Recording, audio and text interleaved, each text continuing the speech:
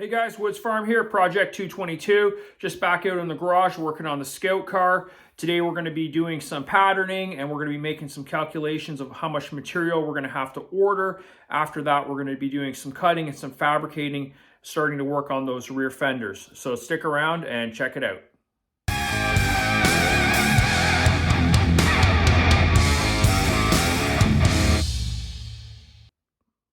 Okay guys, good to be back out in the shop. Last week I had some setbacks. My tractor broke down. We had a huge snowstorm and I didn't really get much work done on the Scout car. But now I'm back out in the garage, got some free time, so we're gonna get back at it. First things first, I want to start with taking some of the patterning that we worked on in the last video and going and taking the material I have, the metal I have right now, patterning, laying everything out, and that way I'm going to have a good idea of exactly how much material I'm going to have to order to finish the project. So we're going to start with that.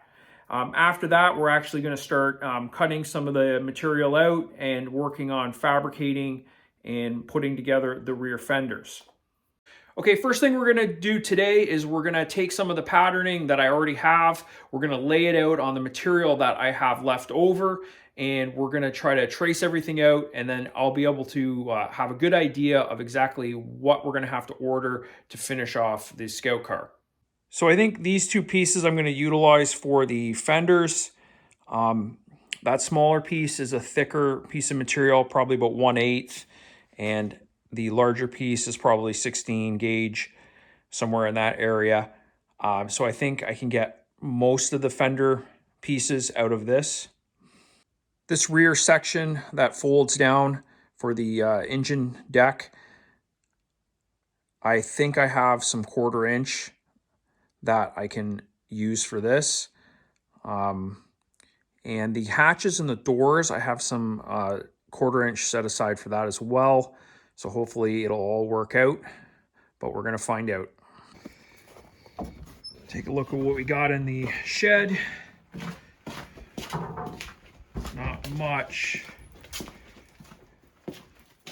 There's a larger piece, and I think this is gonna hopefully be enough material to get that last back part of the engine deck cut out.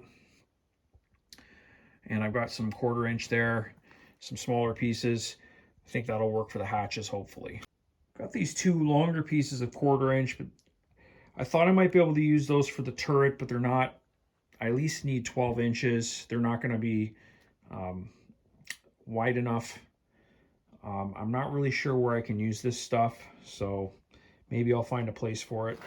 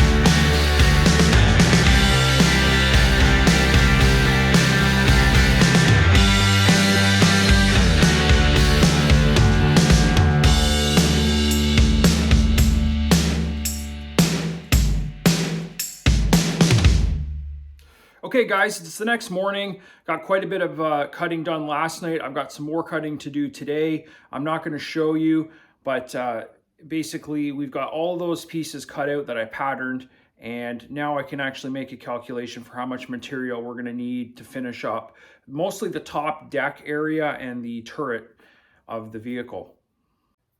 Okay guys, we're finally getting around to doing the fabricating for the rear fenders.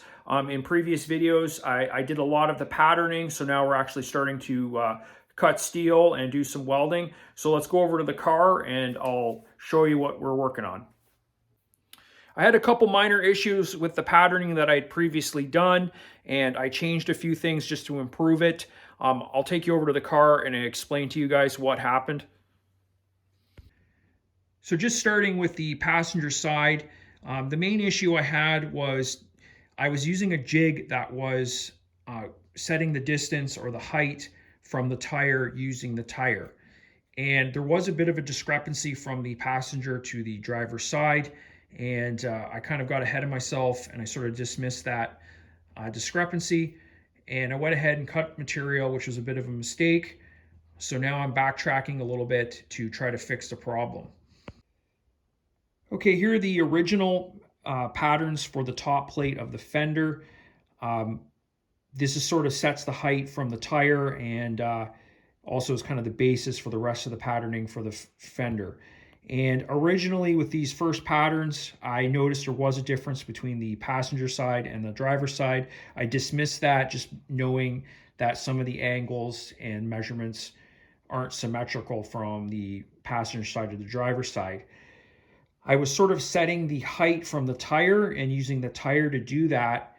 And what ended up happening is it kind of misaligned the fenders from side to side. So I had a jig and I was using that to kind of set this distance, sort of trying to match up the front and also keep that kind of fender level with the front fender. And what I noticed is that the height on the actual body of the car was a little bit different. It wasn't matching up side to side. And that also, because this plate here is on an angle, as you move the fender up and down, it also changes the width of the fender.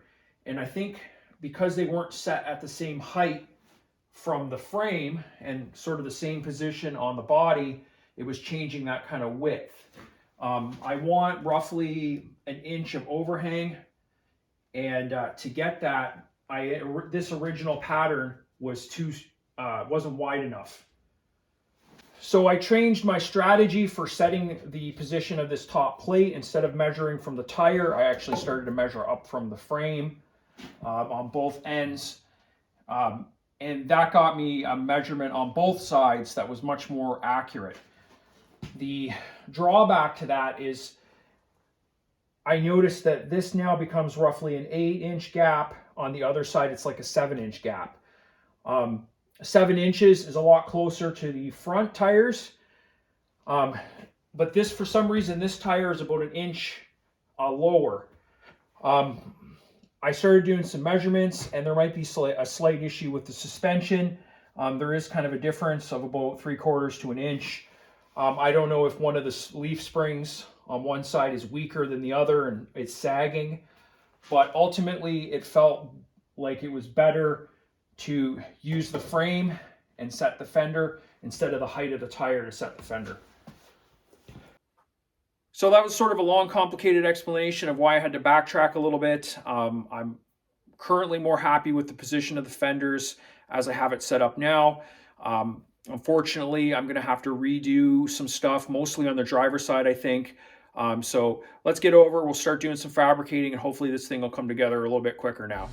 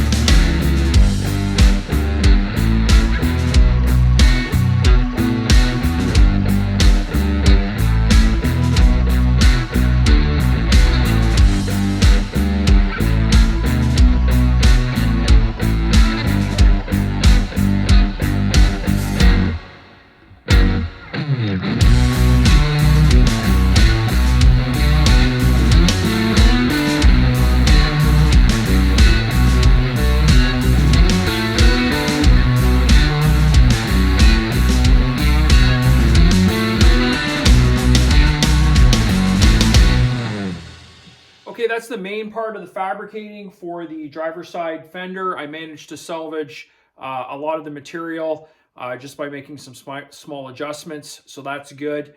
I'm going to go over now and do the passenger side. It should be a lot easier. I don't think I need to make as many adjustments on that side. Hopefully the pieces I already cut out are going to work. And I know that I'm measuring up from the frame to get the height of that top plate. So the passenger side should go a little bit smoother. I'm not going to show working on the passenger side. It's basically exactly the same as the driver's side. It's going to be pretty boring. However, I still have to pattern out and trim the edge of the driver's side fender. So I'm going to go ahead and we'll start that now.